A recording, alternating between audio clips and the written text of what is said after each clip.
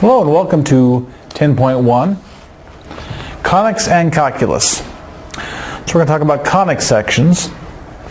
A conic section, or conic, is the intersection of a plane and a double napped cone. A double napped cone would be a cone on the bottom, a cone on the top.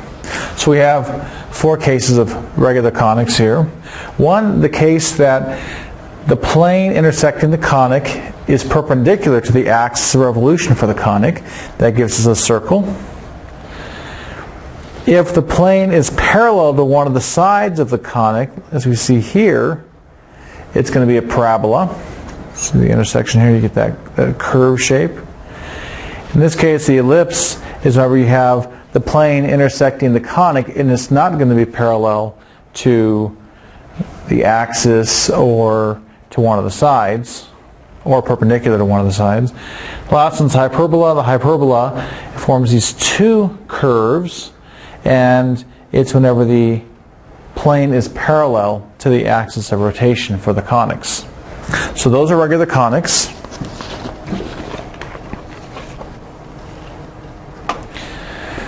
The next three, these are called degenerate conics. And a degenerate conic is when the plane passes through the vertex.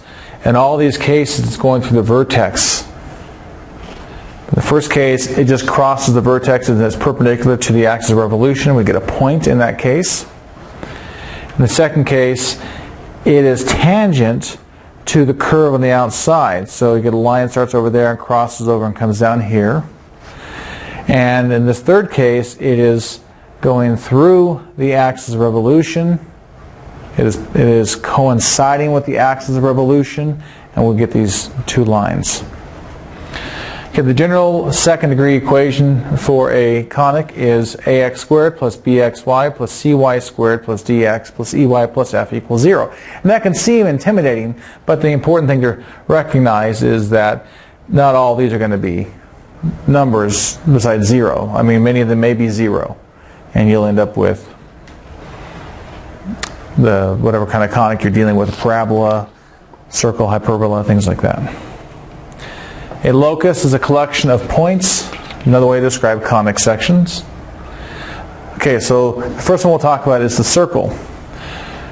X minus h squared plus y minus k squared equals r squared. This is the equation of a circle with the center at hk and the radius r. And the circle is defined to be the collection of points equidistant from a fixed point.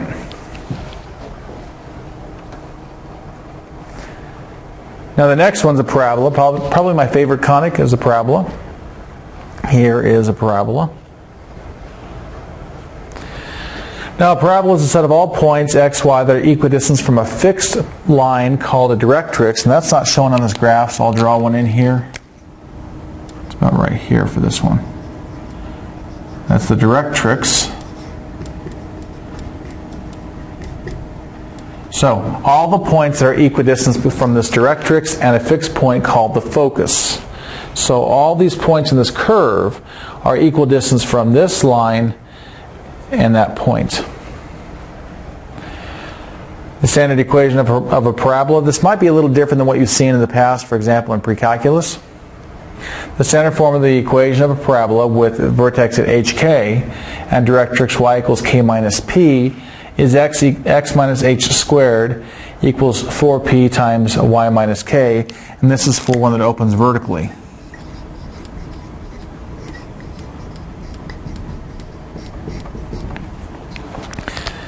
Now in the second case, we have the directrix being x equals h minus p. That's a vertical line, which means it must open horizontally. The equation is that y minus k squared equals 4p times x minus h. So this one opens horizontally.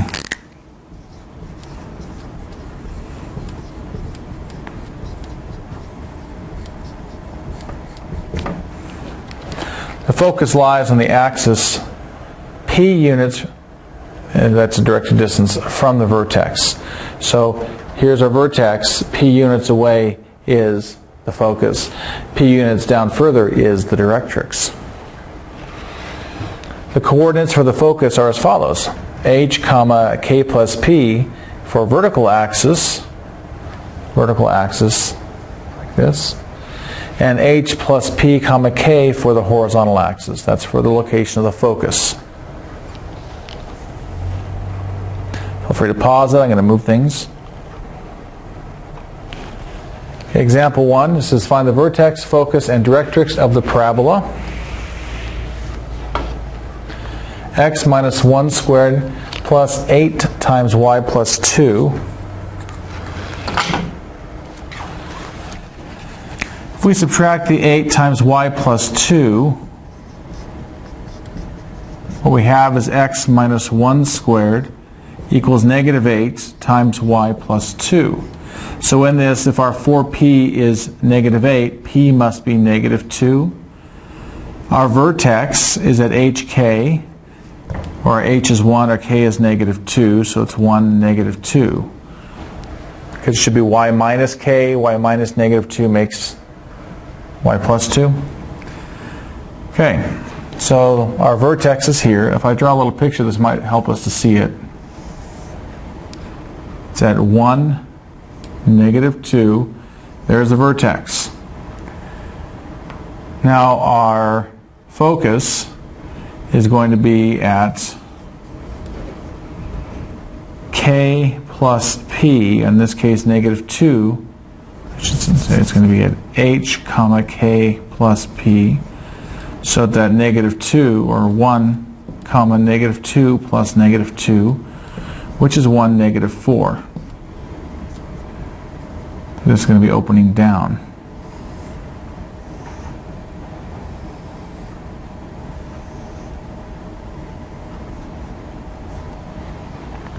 And our directrix is going to be located at y equals k minus p, so that's y equals negative 2 minus negative 2, y equals negative 2 plus 2, which is 0. And that's the x-axis.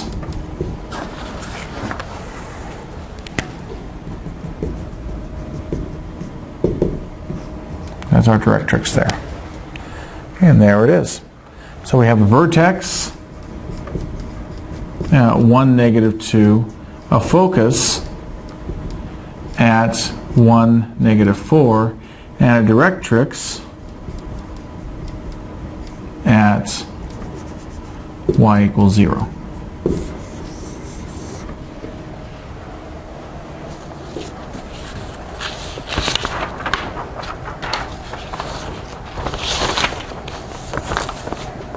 Okay, go ahead and pause it if you'd like. I'm going to go on to example 2 here.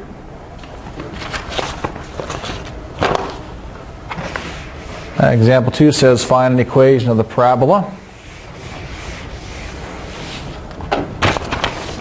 Vertex is at 3, 2, focus is at 1, 2. So if I were to graph this, here's our vertex, and there's our focus. So it must be doing this type of thing. So our h is going to be 3, our k is going to be 2. Now how far apart are these? From this place, that's at 3, that's at 1, so it's going back, that's a negative 2, or p is negative 2. So we have y minus 2, that's our k, squared equals 4 times negative 2, that's our p, times x minus 3. So y minus 2 squared is negative 8 times x minus 3. And there's your answer.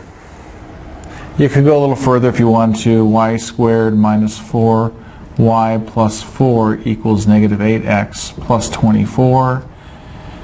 You could subtract 24 from both sides. Y squared minus 4y minus 20 equals negative 8x. And then divide by negative 8. Negative 1/8 y squared plus 1/2 y plus 5/2 equals x. You know, I'm not a big fan of it. I think this form right here gives us the most information.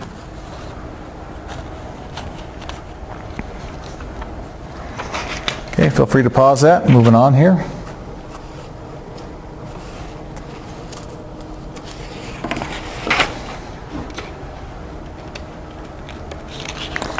The next concept is that of reflective.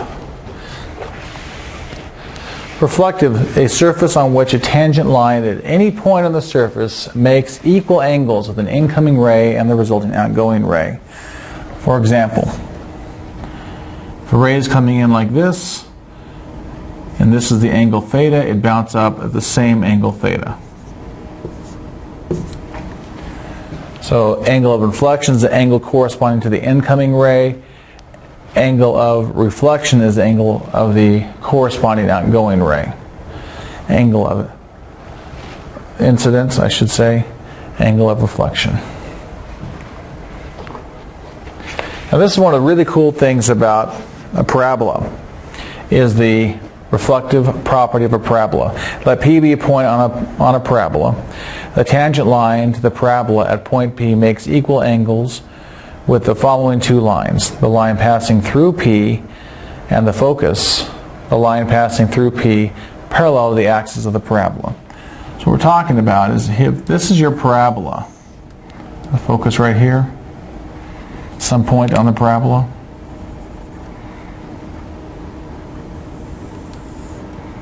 that this is our axis. If you have a line parallel to that axis, bounce there and go up that way to the focus.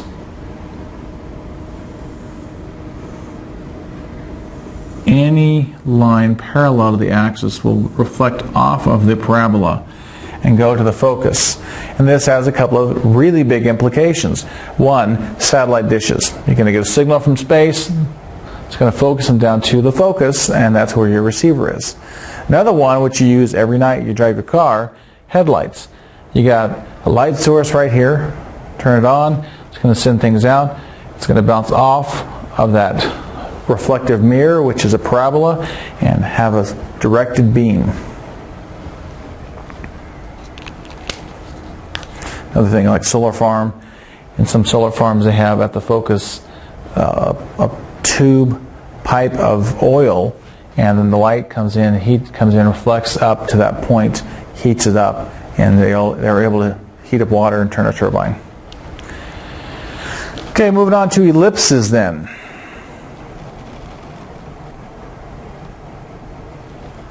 Not to be confused with the Mitsubishi ellipse.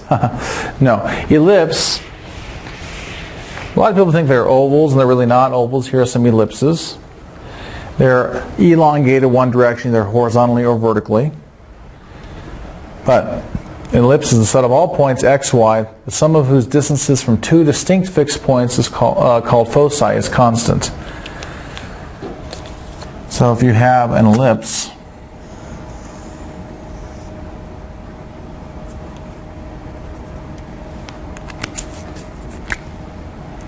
and some point here, we'll call that A, A1, A2, and some other point over here, we'll call that B. We'll call this B1, B2. A1 plus A2 would be equal to B1 plus B2. Vertices, these are the points at the intersection of the line going through the foci and the ellipse. So in this case, our vertices would be here. This part is called your major axis. Major axis is the chord joining the vertices, right there. And the center is the midpoint of the major axis.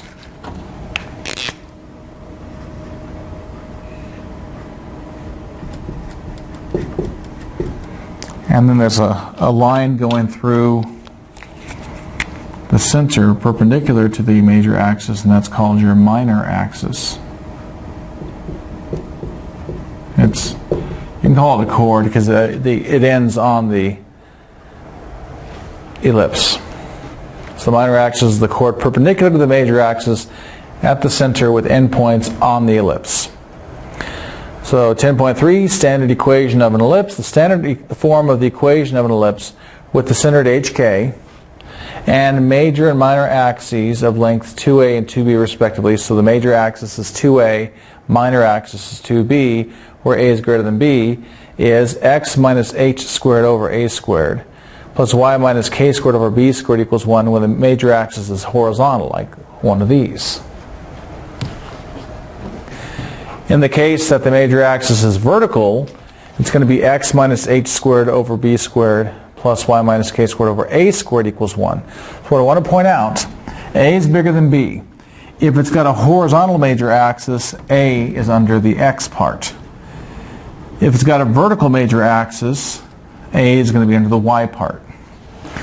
So the foci lie on the major axis, c units from the center, with c equals a squared minus b squared.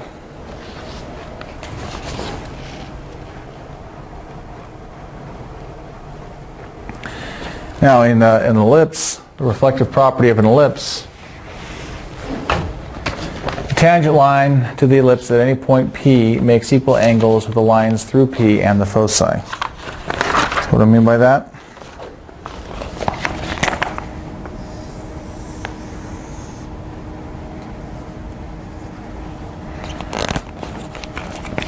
Let's say we have a tangent line here. And there's no tangent. There we go. So this line comes here, bounces off, goes there. Let's do that in red.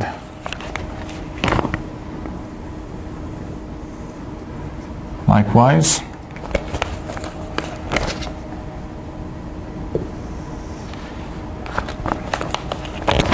this would bounce off here and go over there. Definition of eccentricity of an ellipse. The eccentricity E of an ellipse is given by the ratio E equals C over A.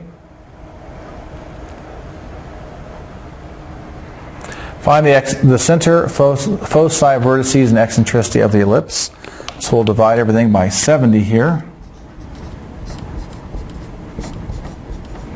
X squared over 14 plus y squared over 10 equals 1. So the a squared is 14. A would be the square root of 14, which is approximately 3.7.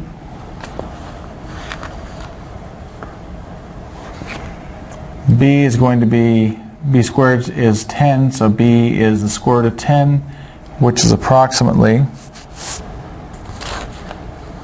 3.16.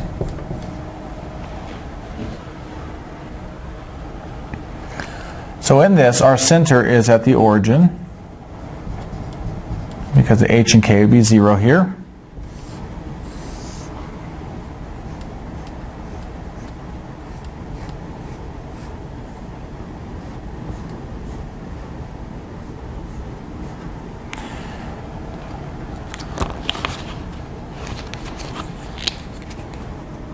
So that's about there, 3.7, negative 3.7, 3.16. Negative 3.16, and this is our ellipse.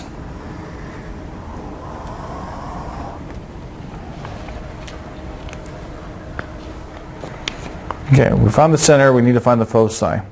So the foci are going to be in at 3.7. No, I take it back. The foci, that's C. So C squared equals A squared minus B squared. C squared equals 14 minus 10. C squared is 4, so C is 2. So the foci are going to be at 2, 0 and negative 2, 0.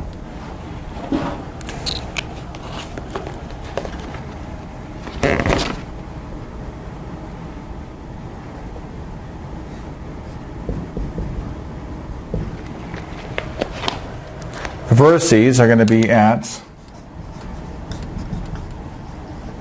based off this A, it's going to be at 3.7 comma 0 and negative 3.7 comma 0. And the eccentricity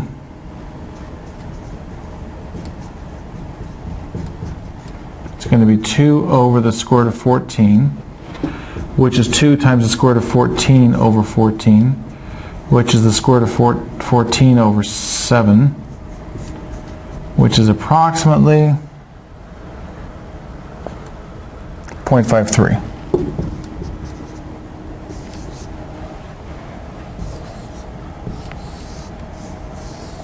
Okay, and that's it. Feel free to pause that. I'm going to scroll things.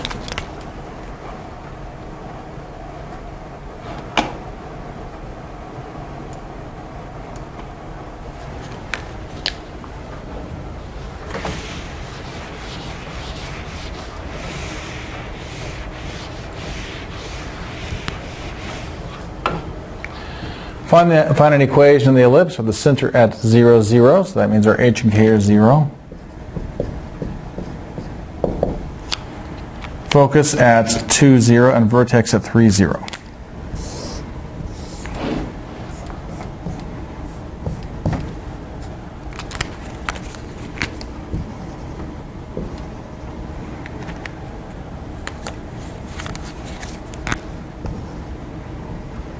This means that A must be 3 and that C equals 2. C squared equals A squared minus B squared. So 2 squared equals 3 squared minus B squared. 4 equals 9 minus B squared. Negative 5 equals negative b squared, so b squared is 5. So it's going to be x over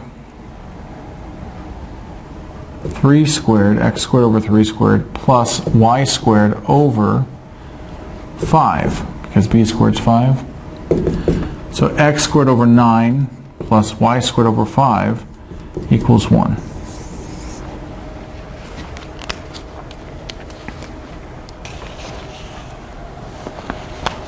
Okay, go ahead and pause if you like. I'm going to scroll. Talk about hyperbolas, the last big topic here. Now, I'll be honest, those are probably my least favorite of all the conics. I think the order goes parabolas, ellipses, hyperbolas.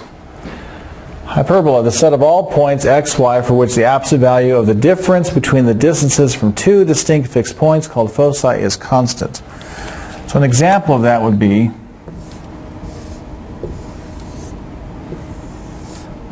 so let's take a point on the curve. We've got foci here and here.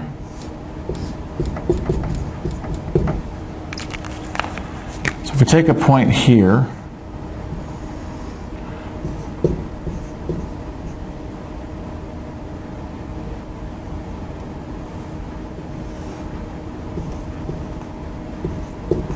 the absolute value of d1 minus d2 equals the absolute value of d3 minus d4. That's what it's saying. And that's how you generate all the points that make up these curves.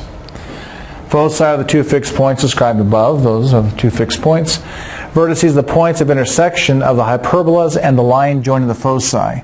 So we'd have a vertex here and there.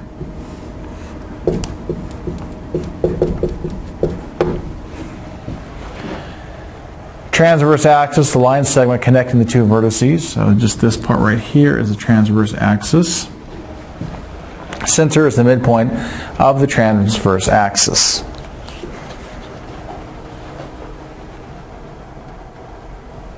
So 10.5 theorem, standard equation of a hyperbola.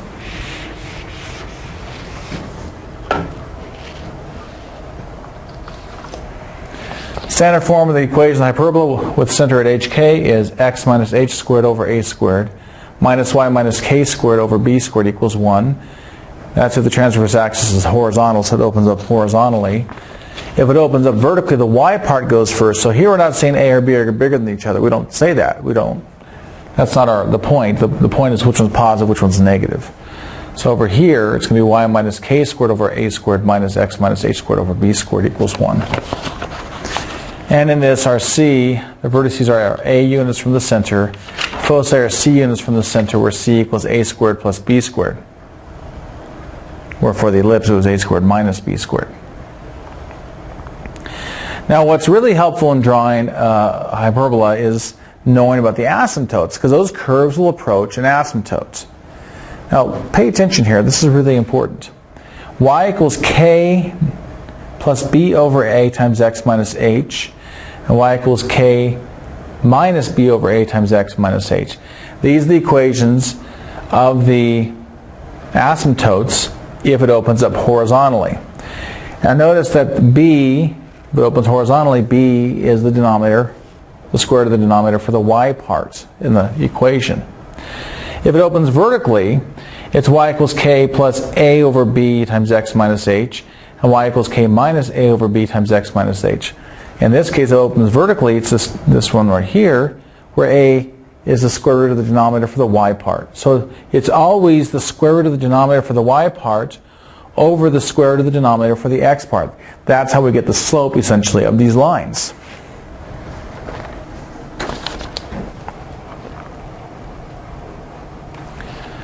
Example 5. Excuse me. Find an equation of the hyperbola, vertices at -1, plus or minus 1, 0, asymptote y equals plus or minus 3x.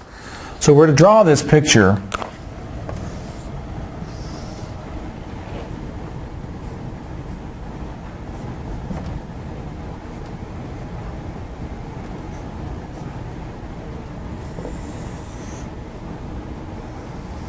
Well, before I even draw those, let's do this. Y equals plus or minus 3x. We're going to go up 3, over 1.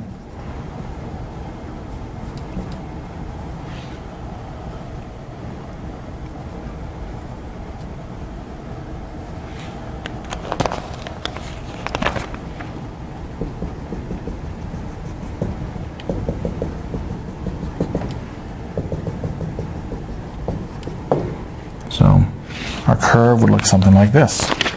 It's the vertex and it approaches those asymptotes.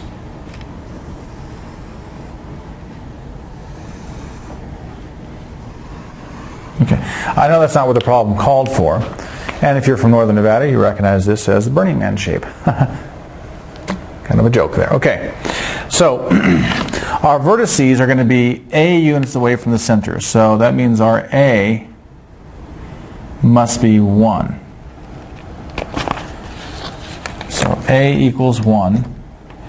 Now y is going to be equal to plus or minus b over a x. Now plus or minus b over a is plus or minus 3. That means b over 1, because a is 1, is 3, so b must be 3. So this equation would be x squared over 1 squared minus y squared over 9, I should say 3 squared, let me do this in steps, equals 1, or x squared over 1 minus y squared over 9 equals 1.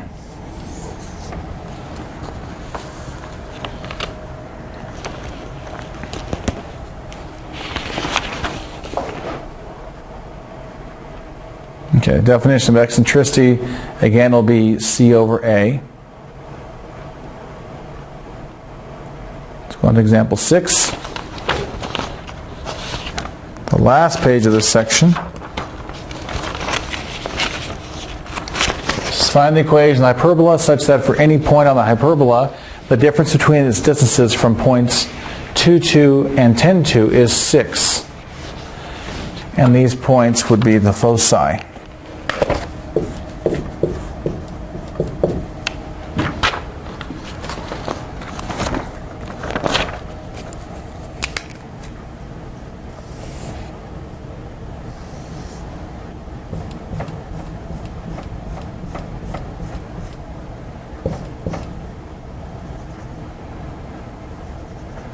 So there are the foci. So the center is the midpoint between them.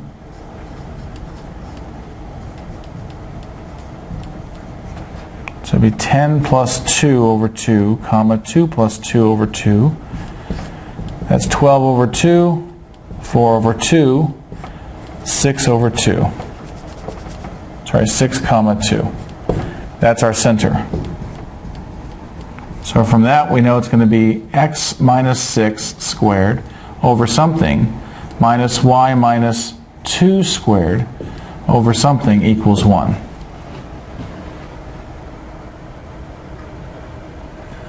Now, excuse me.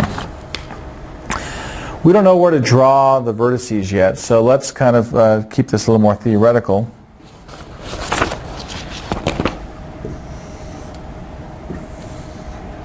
If we know we have a focus here at 2, 2, and another one here at 10, 2,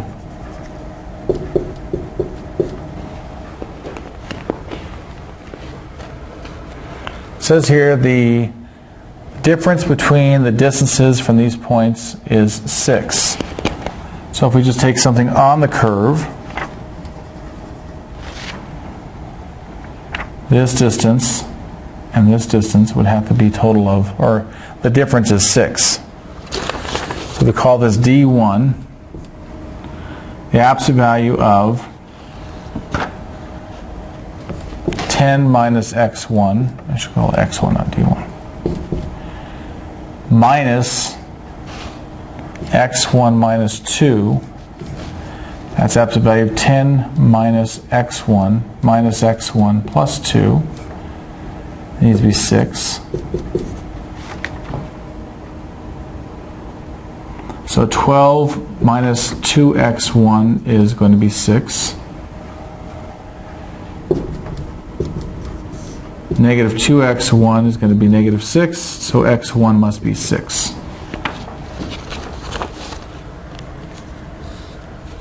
No, x1 must be 3.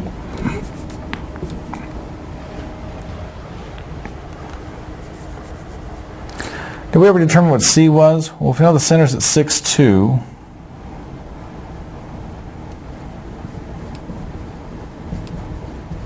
from 2 to 6, that's a distance of 4. And from 6 to 10, that's a distance of 4. So C must be 4. And we know that C squared equals A squared plus B squared.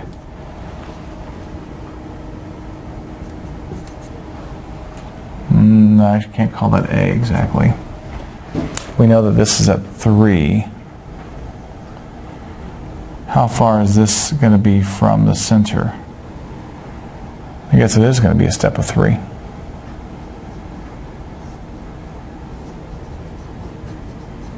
Okay. That means we can say that 4 squared equals 3 squared plus b squared, or 16 equals 9 plus b squared, so b squared must be 7. So it's going to be x minus 6 over 3 squared minus, that's squared on top, y minus 2 squared over 7 equals 1, or x minus 6 squared over 9 minus y minus 2 squared over 7 equals 1.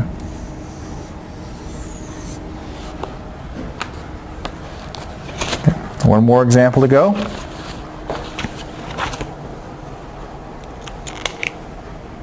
So feel free to pause that. Example 7 says classify the graph of the equation as a circle, a parabola, an ellipse, or a hyperbola.